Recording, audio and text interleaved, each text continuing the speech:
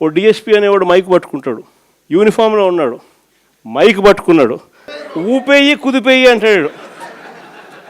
డిఎస్పీనా అసలు ఇది ఏం మనిషి వేయడని చెప్పి అర్థం కావడం అసలు. అంటే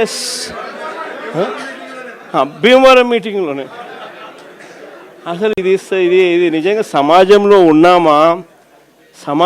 ఉన్నామా లేమా, అసలు ఏం జరుగుతూ ఉంది? జంగల్ రాజ్యం అంటే ఇది కాకపోతే ఇంక ఏ రాజ్యం ఇది అని చెప్పి ఆశ్చర్యం కలిగించే విషయాలు.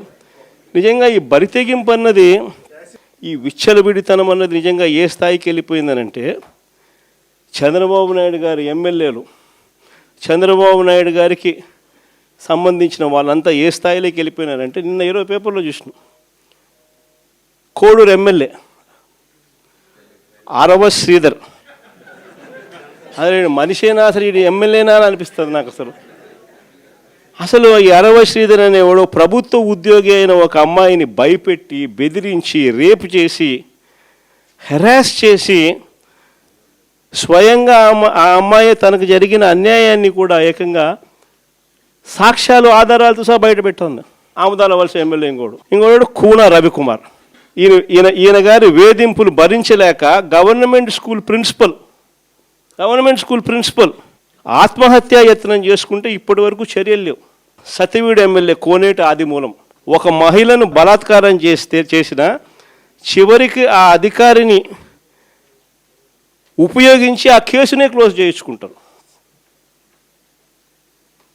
ఎంత దారుణంగా జరుగుతూ ఉందనంటే, ఇంకొకడు మంత్రి సంధ్యారాణి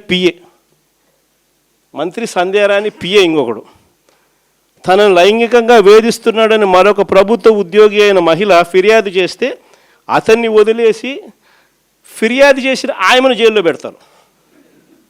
ఆయమ మీద కేసు. ఇంకోడు గుంటూరు ఈస్ట్ ఎమ్మెల్యే నజీర్ ఇంకోడు. ఈ మనిషి అశ్లీల వీడియోలు కూడా ఆయనతో మాట్లాడుతున్నాడు, వీడు అశ్లీల వీడియోలు చూస్తూ ఉన్నాడు, వీడు అశ్లీలంగా చేస్తూ. అసలు వీళ్ళు ఎవడు అసలు ఏ ప్రపంచంలో ఉన్న. ఇంకోడు మంత్రి సుభాష్, వాసంశెట్టి సుభాష్ ఇంకొకడు. ఏకంగా అశ్లీల డ్యాన్సులు చేస్తూ ఏకంగా చిందులేస్తానంటారు. అశ్లీల డ్యాన్సులు చేస్తూ ఏకంగా స్టేజ్ ఎక్కి చిందులేస్తాడు మంత్రి.